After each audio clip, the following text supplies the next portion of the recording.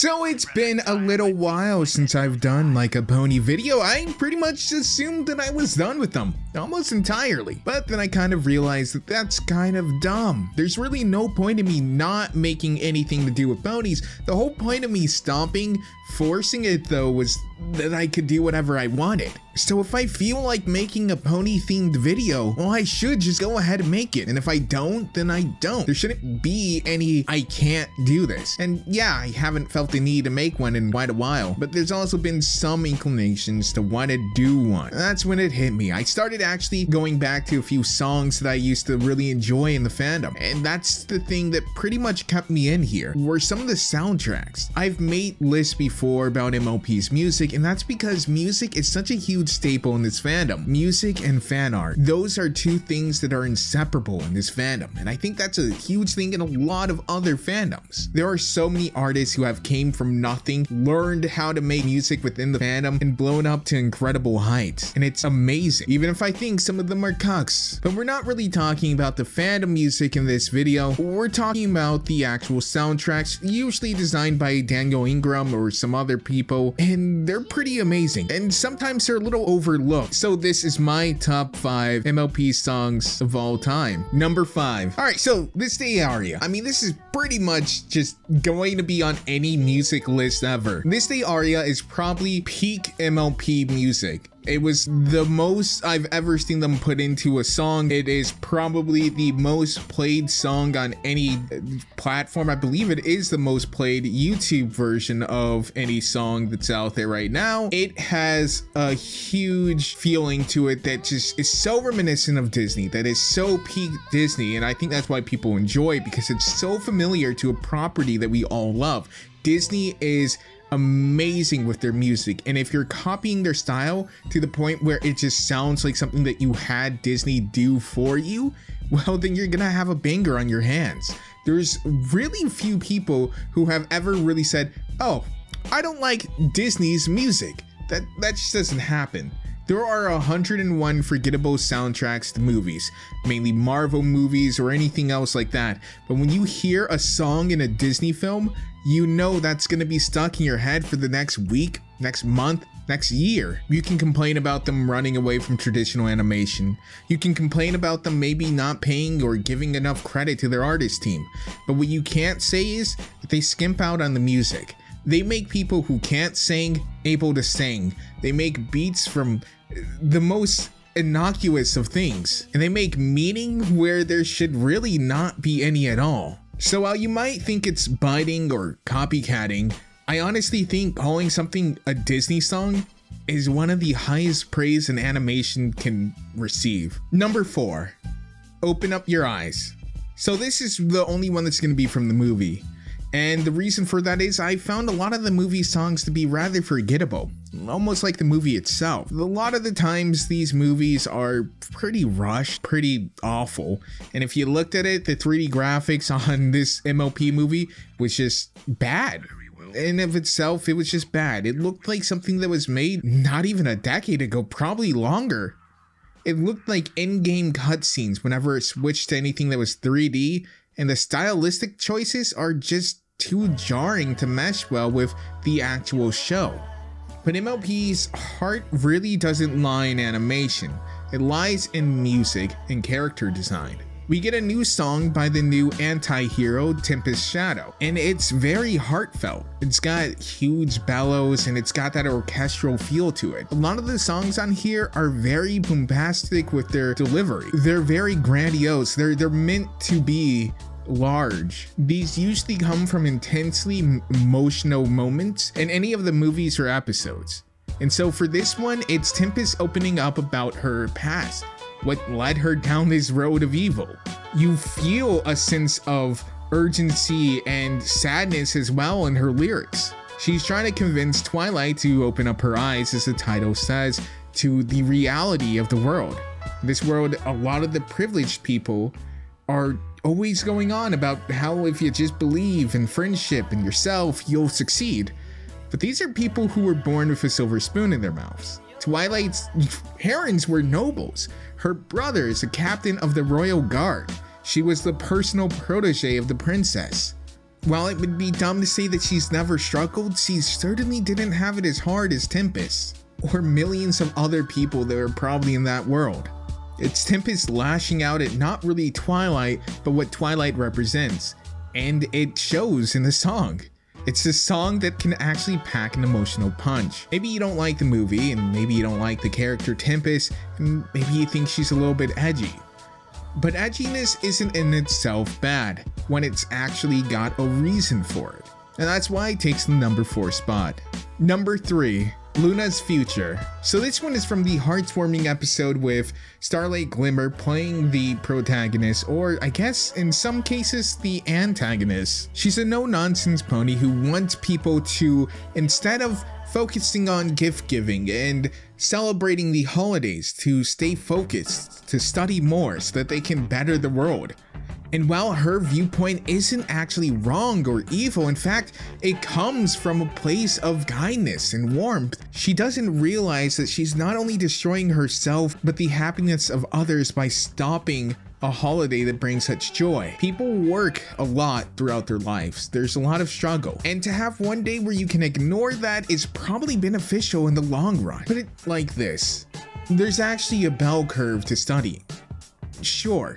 If you don't study at all, you'll probably fail that test. And if you study too much, you'll actually be too tired to perform as well. It's actually stated that the longer you study past a certain point, the worse you're projected to actually do. You have to find a sweet spot. All work and no play, that kind of thing. While I don't quite agree with the characterization of Starlight in this, I understand where Luna is coming from. And again, she has an amazing delivery. Luna isn't a character where we hear a lot of songs from, so to hear her sing at all is already a rarity. The song features this nice little drum and sense of urgency and despair within it. Even though it's saying that there is no hope left, I don't know, it feels like it's more impactful because you know it's MOP and you're like, there's no way that something can ever end badly. Of course, the show doesn't end badly, but you still have that hope. And I think that's actually the most impactful for something that's supposed to be dark and despairing, is to allow you to have some hope and to continuously shatter that more and more as the song goes on, and explaining just how awful the world is, how it's all because of you and specifically you, and this is all your fault. I feel like by allowing you to have some hope, a hold out that you think that this can be fixed, that this can be saved, actually impacts you more. Number 2, welcome to the show. So this is Rainbow Rocks, and I believe, in my own personal opinion, I've said this many times, Rainbow Rocks had the best soundtrack of any animated show that I have watched, or at least of any MLP property that has ever come out. This was definitely an album that felt like it was an album. Like, it felt like something that I would go to iTunes and I'd actually buy. It feels as if it had the most love and care put into it. And while I'm not gonna say that the other soundtracks didn't have that, I just feel like there was something special about this. It wasn't the first movie, wasn't the last movie, so I'm not sure what it was, but it just feels right. I guess because the entire movie was about music, then maybe it got a little bit more show. It also introduced the new characters called the Dazzlings, which are sirens who are supposed to be these elegant singers who are hypnotic, and that's what Welcome to the Show is. It has this very hypnotic and trance-like intro. It actually kind of entices you into listening to. I wish it had a fitting music video, but the visuals that we do get from the movie are still great. While their lyrics wear themselves on their sleeves, there's no real hidden meaning to anything. Everything seems very clear cut and dry. It's still very hypnotic. Maybe that's why. There's nothing for you to think about. It's very apparent what they're saying. You're underneath their control and there's no escape. You want to do this, you need to do this, and you need to see, and you need to heed their call. This is also broken up into 3 parts. It has the Dazzlings, who are telling you it's all despair, that you can't escape. It's the Rainbooms attempting to save you, and then ultimately failing, with Sunset Shimmer coming in to reignite the Rainbooms' flare. The music cut of this actually goes together pretty well. The transitions are actually really nice, and the transition from the defeat of the Rainbooms to Sunset's verse is actually really interesting. It's very quiet with a very acoustic like feeling to it, with the drums being the only thing that you hear at first, and then going back into the poppy kind of synthy feel that MLP is very much known for. This one is definitely probably one that I feel is underrated a lot of the times and just not really talked about, despite it being probably one of the best songs that MLP has ever produced, and certainly on one of the best albums that MLP has ever put out. Number 1, Friendship Through the Ages. Now this one is actually a standalone single that does go on the Friendship game soundtrack, but it was never actually sung in the movie. It's one of the promo pieces, and it certainly did set the stage for that movie. Now, Friendship games definitely did not have as memorable of a soundtrack, in my opinion, as Rainbow Rocks, but this and Acadia are definitely on the top tier list. But Friendship Through the Ages is definitely the number 1. Specifically, I really enjoy the different styles that are crammed into this and yet are still able to work together. The chorus, when you strip away the beat, is pretty damn amazing, and there's actually that part within the song. I love when songs go minimalistic with a very acoustic feel just in a breakdown, especially when you have so many changing styles in this song. It's interesting. It's not unique, it's not new, and yet it's just a style that I enjoy. Rainbow's verse in this is obviously one of my favorites, I would say, because it's very rocky and it's something that MLP doesn't really touch on a lot. There are a few genres that MLP just really doesn't go near, and that would be rap and it would be rock, because those are the two easiest to make be extremely cheesy when you don't have the right flair for it, you don't have the right feeling for it. But on this and Rainbow Rocks, they really did find a nice middle ground for rock feel.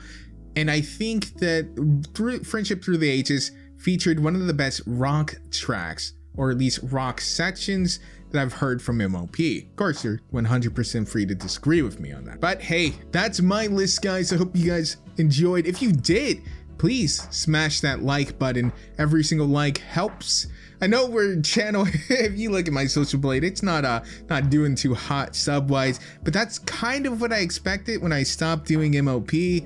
I mean, if you guys sub for MLP and I'm not putting out MLP, what can I say? Why would you stay? But if you guys do enjoy the video, please be sure to like it. If you guys are into some of my other content, please go ahead and go watch it. I've been Faith or Moliminous, guys. I thank you for watching, and a big shout out to everyone on Patreon for supporting me. You guys are really great. I know I don't really do a lot for you guys as I should do. I really appreciate though you guys sticking around. Some of you guys have been around for quite a long time, and it does mean a lot. It's a nice little tip jar for you guys. If you guys want to go send me a tip or whatever, go do so. You can go do so at patreon.com/Moliminous. And I'll see you guys in the next one.